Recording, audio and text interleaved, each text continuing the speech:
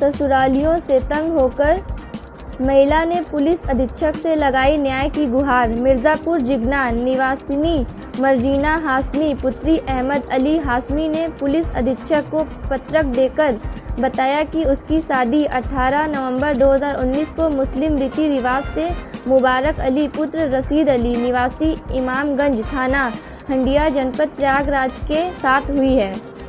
शादी में मेरे पिता के द्वारा अपनी हैसियत के अनुसार दहेज का सामान शादी में दिया था। शादी के 1 माह के बाद से ही पति मुबारक अली, ससुर रशीद अली, सास तारा बेगम, जेठ इसराइल अली व गुड्डू जेठानी रूबी व आफरीन, ननद राबिया समस्त निवासी गढ़ इमामगंज थाना हंडिया जनपद प्रयागराज द्वारा मेरा मानसिक उत्पीड़न करते हैं।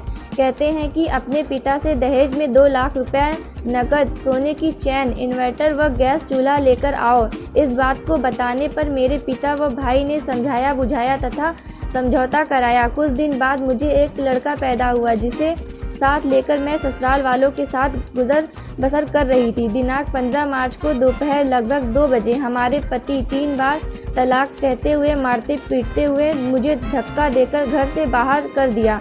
उन लोगों के साथ सगीर नामक तांत्रिक भी उन लोगों को उकसाता है व झगड़ा घर में करवाता है। किसी तरह वहां से अपने घर वापस आई और अपने परिवार वालों से सारी बात बताई। महिला ने पुलिस अधीक्षक से न्याय की गुहार लगाई है।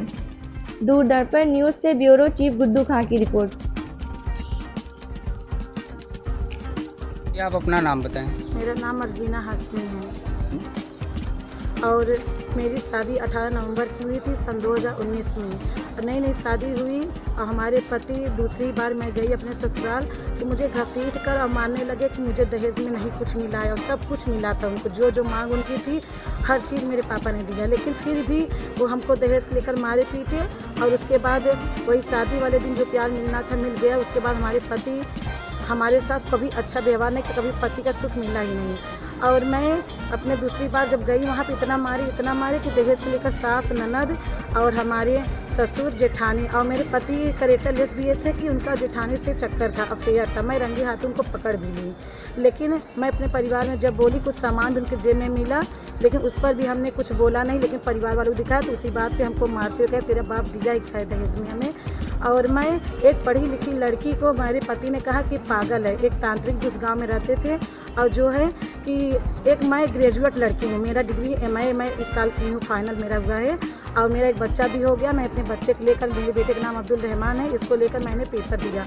अब पेपर दी मेरी मायके से। उसके बाद मैं दूसरी बार गई, मेरे पति कभी ना फ़ोन किए ना कभी हमें बुलाए और अपना मुंबई में रहते थे, कभी कुछ हाल खबर नहीं ली, ना पैसे से मतलब था।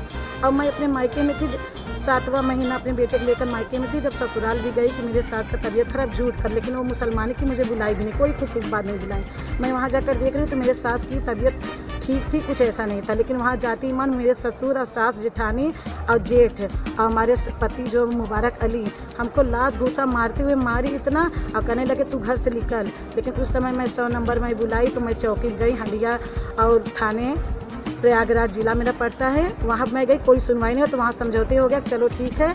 ले गए हमारे पति अपने घर। फिर उसके बाद 12:30 बजे रात आना, 1 बजे रात आना रोज़ का। और पैसे से कोई मतलब नहीं, मैं मर रही हूँ कि जी रही हूँ, बुखार भी रहता था, किसी से कहती नहीं थी। यहाँ तक कि जो बेटा मेरा है इसको भी यहाँ पे मारे थे, जो इस समय भी निशान नहीं है और मेरे हाथ में भी निशान है कि मेरा हाथ एक काम नहीं करता था। दवा भी उसका मैं अपने मायके माँ कर की। और मारते मारते मेरी जेठानी ननद जो राबिया मेरी ननद के नाम है और रूबी और आफरीन और मेरे जो इसराइल और गुड्डू और मेरे ससुर जी का नाम है रशीद और मेरी सास का नाम है तारा बेगम। ये लोग मुझे इतना मारे, इतना टॉर्चर किए, इस तरह हमको पागल घोषित करते हुए मारे कि तलाक 3 बार कहकर तलाक कहकर मार डाले। हमको भेज दिए हमारे घर और कहने लगे कि जाओ, मैं तलाक दे दिए। लात घूसा मारते हुए इतना ज़्यादा मारे कि मैं चौकी में गई, कोई सुनवाई नहीं हुआ। और प्रयागराज थाने में भी गई, वहाँ भी कोई सुनवाई नहीं हुआ।